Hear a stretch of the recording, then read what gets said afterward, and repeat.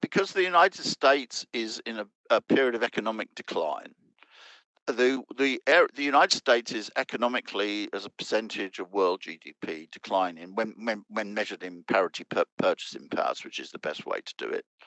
Its economic position is not strong, but the United States is very, very strong militarily still. It's still the #1 power in the world from a military point of view. Therefore, it wants to transfer all issues from the economic sphere, where the United States is not strong, onto the military field, where the United States is very strong. This is very dangerous, of course.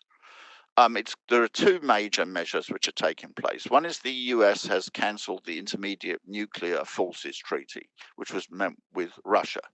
This is obviously a maneuver because it says it wants to include China in it. But this is ridiculous.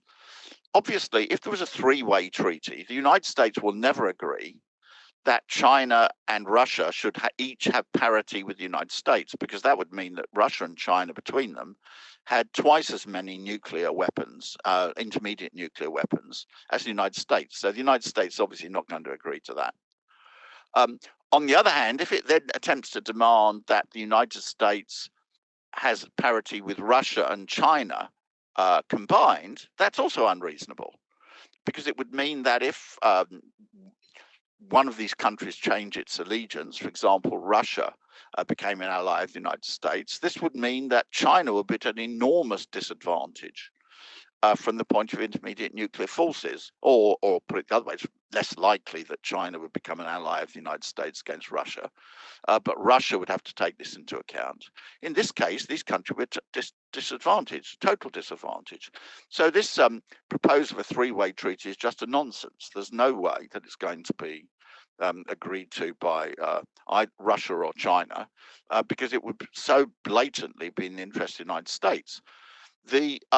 The Open Skies Treaty is therefore part of the same process, because the Open Skies Treaty is a key part of the right of the United States to inspect in the skies above Russia to make sure that the nuclear treaties are being adhered to, which is perfectly reasonable. And any country has to have the right to be able to check that a treaty is being carried out.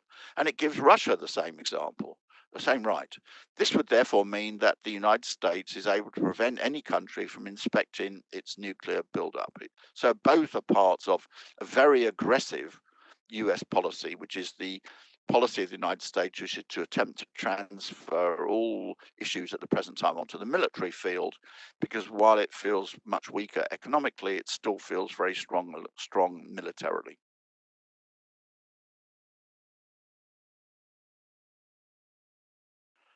Well, it's attempting to. It's not very clear that it will succeed, because firstly, one country in the world, Russia, still has the ability to completely destroy the United States in a nuclear war, and China has the nuclear capacity to inflict unacceptable damage upon the United States. So therefore, it's trying to do so. The United States is doubtless trying to get some technological advantage or other, but it's not so easy to do, because China's economy has grown very rapidly, and therefore China's military spending can increase. There are already studies showing that, for example, by the Australian military establishment, that if there was a war in the Western Pacific between the United States and China, China would probably win. Certainly, globally, the United States still has military superiority. There's no doubt about that. But in the situation in the Western Pacific, that is the area surrounding China, China's strengthening its forces very greatly. So yes, I'm sure that the United States is dreaming of creating some new military superiority, but it's not very easy to achieve given the state of the US economy.